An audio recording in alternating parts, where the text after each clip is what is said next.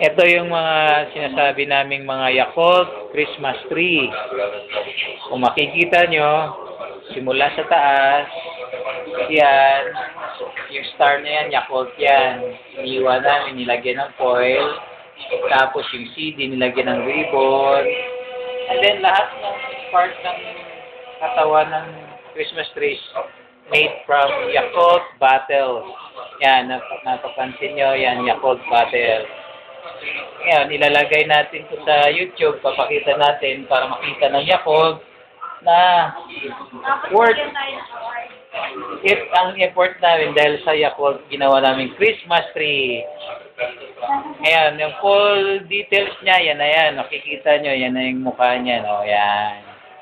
Ngayon, ang ilalim niyan may cake.